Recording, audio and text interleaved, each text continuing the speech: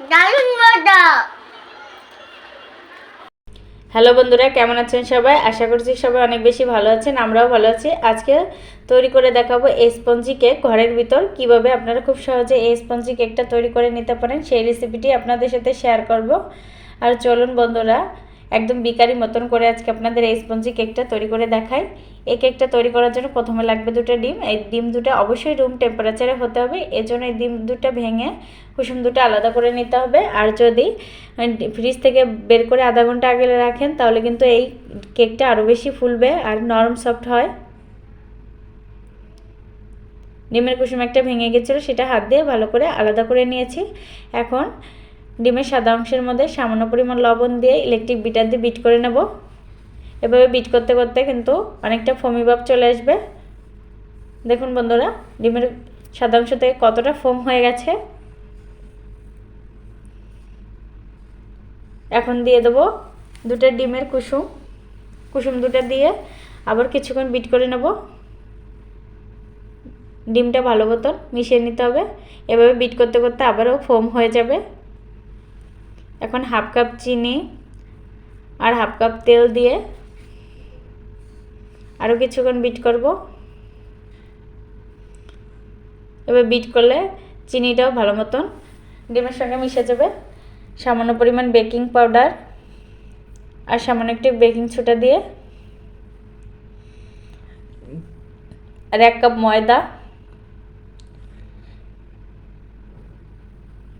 আর সামান্য একটু vanilla essence,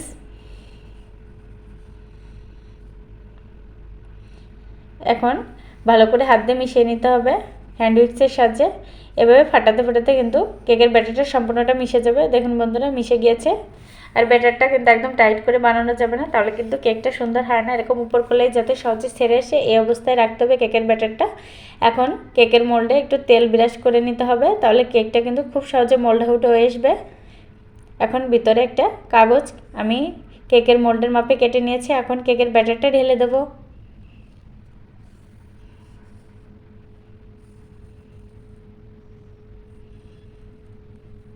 এখন কেকের ব্যাটারটা একটু উপর করে ঢালবো যাতে খুব সুন্দর মতো বসে যায়।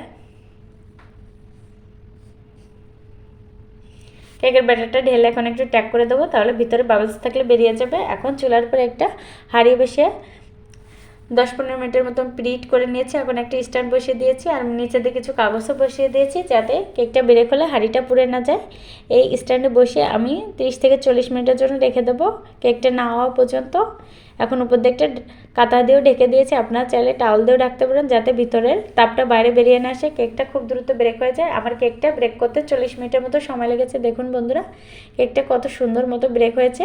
আর একটা টুথপিক দিয়ে চেক করেও দেখেছি, গায়ে একটুকু কিন্তু লেগে আসেনি। বন্ধুরা দেখলেন তো, ঘরে বসে খুব সহজে আমি স্পঞ্জি এই কেকটা তৈরি করে নিয়েছি। আর দেখুন বন্ধুরা, কেকটা কতটা সুন্দরভাবে ব্রেক হয়েছে আর কালারটাও কতটা সুন্দর এসেছে। একদম বিকারির কেক থেকে কিন্তু কোনো অংশে কম নয়। আপনারাও যদি এই কেকটার রেসিপি ফলো করে কেক তৈরি করেন তাহলে আপনাদের কেকটাও কিন্তু এরকম পারফেক্ট হবে। আর কেকটা কিন্তু আপনাদের কেটে শেয়ার করব। দেখুন বন্ধুরা, আমি একটা টুকরো কেটে নিয়েছি, এটা কিন্তু বিকারি থেকে কোনো অংশে কম না। দেখুন কতটা স্পঞ্জি সফট হয়েছে, আপনারা দেখে নিশ্চয়ই বুঝতে পারছেন। আপনারাও হুবহু এই রেসিপিটি ফলো করে একটা কেক তৈরি করে দেখবেন। আশা করি আপনাদের কেকটাও খুব পারফেক্টভাবে হবে।